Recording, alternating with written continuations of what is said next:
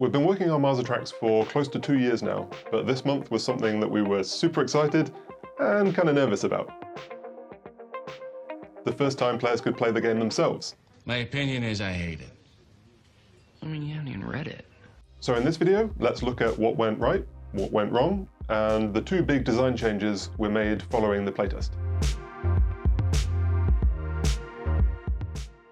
If you haven't heard of Mars Attacks, it's a park management sim where you play as the aliens from Mars Attacks and abduct humans to serve as exhibits within your Martian amusement park.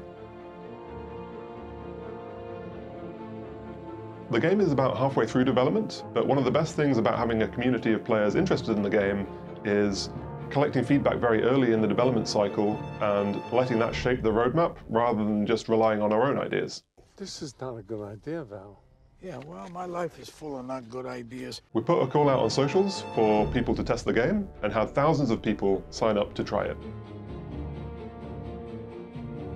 The alpha contained early versions of the first 3 missions of the game, and we were hoping for about 2 hours of content.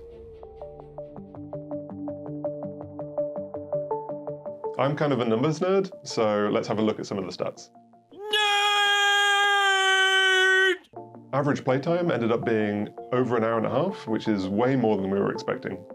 In fact, some people played for almost 20 hours, which is just wow. Wow. Most players were from English-speaking countries, which kind of makes sense, although we only had 6 players from Ireland, which is where we're based, so I'm gonna have to have words with my so-called friends. I see some familiar faces here today. Some welcome, some not so welcome. The game gives you quite a bit of freedom after the tutorial, so most people only played the first mission, but those that played the later missions spent a crazy amount of time in them, so probably looking to experience everything that the alpha had to offer. It's been 84 years. We also asked people to rate the different elements of the game. Overall, we're really happy with these results. Considering how early the game is in development, people were having a good time.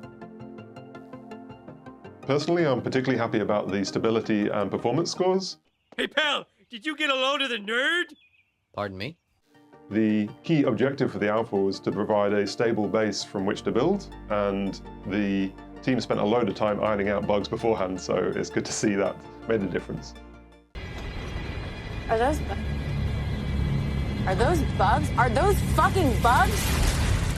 As a developer, you have to take early feedback with a pinch of salt. If you want to know what someone really thinks about something, then you have to make them pay for it. But as an early playtest, this is super encouraging.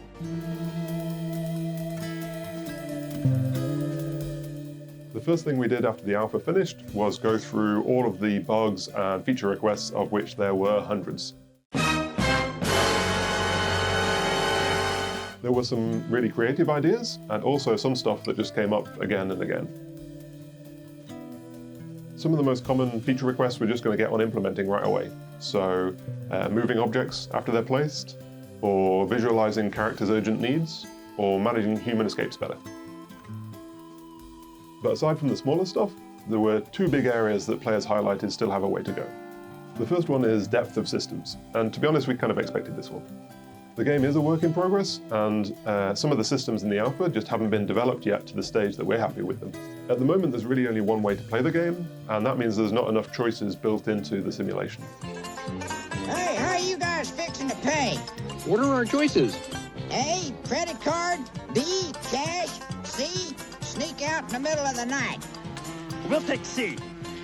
Very popular choice. Part of the solution to this is really just building out more systems.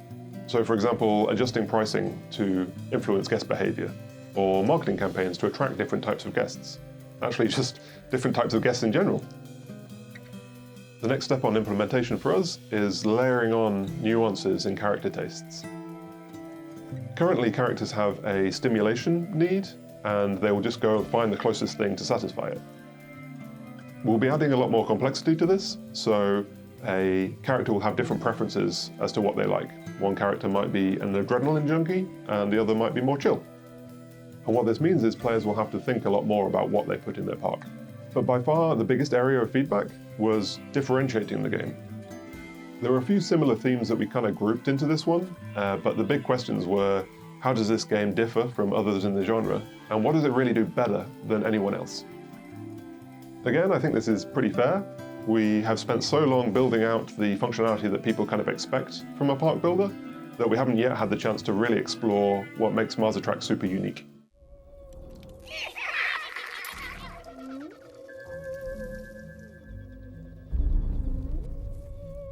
We have this incredible IP and a really quirky premise, so we need to lean into that more to make the game really shine. This is going to be an ongoing theme throughout the rest of development, but there's a couple of things we're going to do right now to address this. The first one is a complete overhaul of the research system.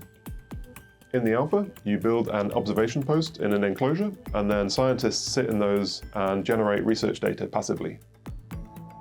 We did actually try out a feature where the scientists would go out and experiment on the human, but it just wasn't stable enough to make it into the alpha. But given that experimenting on humans is such a huge part of the IP, I think it really needs to be central to a core system in the game. Give my creation life! So what we're testing now is removing research points entirely. Instead, a player will pick an enclosure that they want to run experiments in, and then choose a specific type of experiment to run.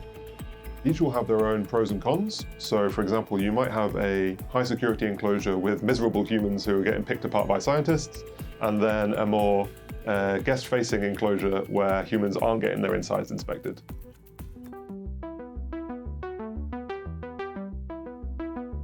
Another element that we'll be looking at is human happiness. So at the moment, if you have all the amenities that a human needs, they'll stay relatively happy and won't try and escape. But escapes really are a fundamental part of the game, so we want to lean into that more and also let players enjoy messing with their humans. So you've got the risk-reward mechanic of pissing them off in order to get cooler stuff, but I think we can even take this further. So maybe you could booby-trap the humans' food, and they have to run through a gauntlet to entertain guests in order to eat.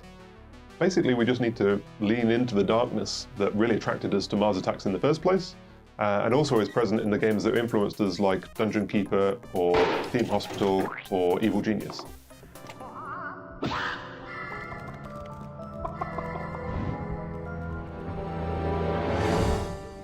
We're going to be beavering away on Mars Attacks for the next few months as we work towards a public demo. If you'd like to try the demo before it comes out, or just chat about the game in general, then come and join us on Discord. You can also drop a comment down below, and we do read them all. If you've been following the devlog, you know we run a competition for those that comment. So if this is you, then please get in touch because you've won a free Steam key. And can I also say thank you to everybody that participated in the alpha. It really does make the game that much better. So for taking the time to share your feedback, thank you. If you want to see more behind the scenes videos, then check out the devlog playlist, or you can click on this video to see how we got the Mars Attacks license in the first place.